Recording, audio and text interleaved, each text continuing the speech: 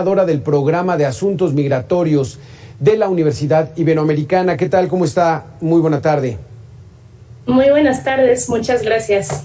Margarita, el flujo migratorio ha sido parte de la historia de la propia humanidad. Siempre ha habido esos flujos de migrantes. En México parecía que ya los habitantes de nuestro país ya no estaban tan interesados en ir a los Estados Unidos y estábamos viendo olas de migrantes, de centroamericanos. ¿Está regresando otra vez la migración mexicana hacia los Estados Unidos? ¿Están reportando más casos?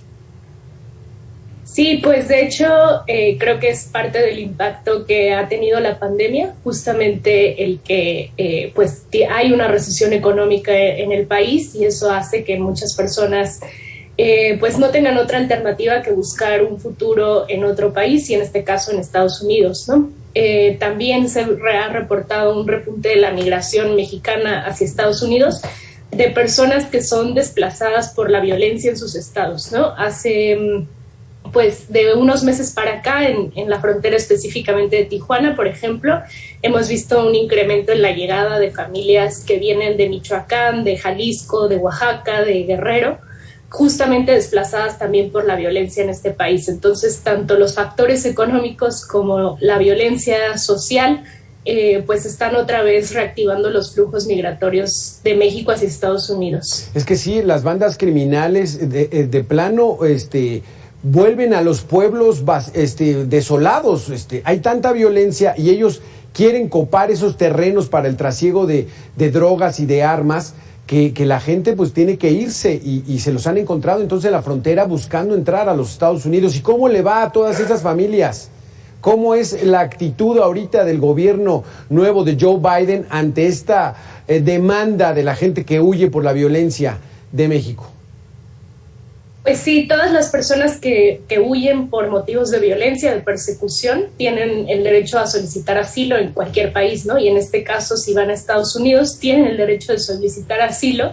Sin embargo, lamentablemente, en Estados Unidos, desde la administración de Trump y con el inicio de la pandemia, se implementó la política que se ha llamado Título 42, que tiene que ver justamente con el título 42 de la Ley de Salud Pública, que por motivos de la pandemia cerró la frontera para cruces no esenciales y esto incluye las solicitudes de asilo. Entonces, desde marzo del año pasado, la frontera sigue cerrada para quienes quieren solicitar asilo en Estados Unidos. Esto no ha terminado con la administración de Biden, ¿no? Aunque, a pesar de que fue una de sus promesas de campaña, hasta el día de hoy sigue sin cumplirse. Y esto hace que las personas lleguen a la frontera de México con Estados Unidos y se encuentren con que no hay forma para cruzar legalmente la frontera, ¿no? Hay algunas excepciones que han buscado algunas organizaciones defensoras de migrantes en Estados Unidos, que justamente por medio de un recurso que funciona como un amparo frente a este título 42, han logrado presentar algunos casos de solicitud de asilo en Estados Unidos. Sin embargo, es un número muy limitado y muy reducido en comparación a las necesidades de las personas que están hoy en día allá. Entonces, hoy en día sigue mucha gente atorada en la frontera del lado mexicano sin poder ejercer su derecho a solicitar asilo, ¿no?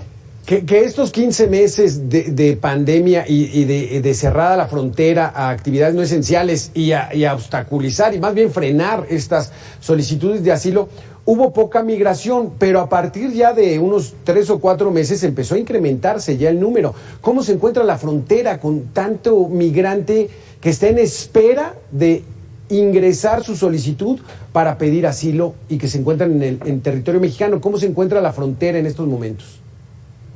Pues la frontera está saturada, ¿no? Todas las organizaciones de la sociedad civil que trabajan con personas migrantes, los albergues, las casas del migrante están totalmente saturadas y rebasadas, justamente porque ya tienen la acumulación de más de un año de gente que ha llegado y que no ha podido solicitar asilo. Y pues ante esto, en México, el gobierno mexicano no ha respondido, ¿no? No han implementado ningún protocolo, plan de ayuda, etcétera, nada. Y pues esto genera al final de cuentas mucha desesperación en las personas. Entonces sí ha habido un incremento también en los cruces, precisamente porque la gente, frente a la desesperación de estar del lado mexicano sin ningún apoyo, sin ninguna posibilidad de nada, ¿no?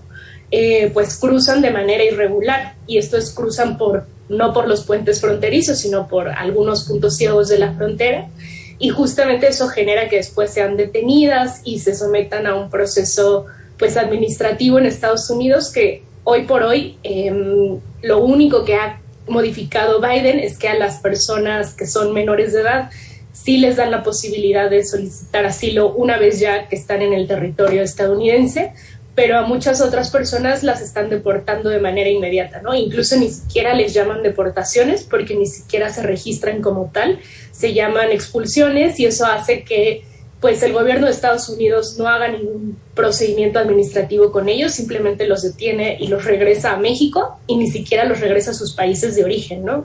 No los regresan a Honduras, a Guatemala, a El Salvador, los regresan directamente a México. Y del lado mexicano, las autoridades, justamente como asumen que no son deportaciones, que son expulsiones y que es una política, entre comillas, unilateral del gobierno de Estados Unidos, pues es muy fácil para las autoridades mexicanas no hacerse cargo de esto y al final de cuentas dejar a las personas que se encuentran en una situación fuerte de vulnerabilidad en lugares pues como pueden ser Tijuana o como puede ser Reynosa, Matamoros, que sabemos que son lugares sumamente peligrosos, más para las personas que como las personas migrantes pues no tienen redes de apoyo, recursos, etcétera, ¿no? Qué terrible. ¿Desde cuándo traen esta modalidad de no te deporto, sino te expulso? Más o menos, ¿desde cuándo viene esto? Desde marzo de 2020, justamente cuando entra en vigor el título 42 por motivo de la pandemia, es que eso, ¿no? Todas las personas que sí de facto están deportando a Estados Unidos hacia México, pues no se consideran deportaciones, se consideran expulsiones inmediatas. Válgame. Y el gobierno mexicano pues también dice, bueno, te expulsaron, no te deportaron, no está dentro de mi protocolo de migración, regrésate como pueda. Y es por eso que tenemos tantas personas de Centroamérica y del Caribe en México. Así es, y justamente a las personas pues se les deja ahí sin posibilidad de nada, ¿no? Sin posibilidad de solicitar asilo en Estados Unidos, pero también sin poder regularizarse en México, ¿no? A pesar de que el gobierno en México habla de que está promoviendo una migración regular, segura y ordenada, pues en los hechos no lo estamos viendo. En los hechos la gente se queda sin posibilidad de regularizarse, sin tener un acceso a documentos y por lo tanto pues sin acceso a ningún derecho en México, ¿no?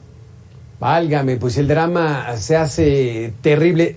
Todo el trayecto que les tocó ese viacrucis, llegan, se enfrentan que los trámites están cerrados por la pandemia, o se logran cruzar, los regresan y dicen estás expulsado, no estás deportado y regrésate como puedas. O sea, verdaderamente una tragedia para toda esta gente. Así es, y pues lamentablemente familias enteras, muchos niños y niñas, ¿no? Justamente porque las condiciones en los países de origen siguen agravándose también por la pandemia y por las condiciones económicas y políticas y sociales en los países de origen, ¿no? Y eso no tiene una solución en el corto ni mediano plazo y la situación sigue agravándose. Un drama oculto. Gracias, Margarita Núñez, por haber estado con nosotros. Muy amable. Muchas gracias. Y al parecer en la frontera sur de nuestro país no hay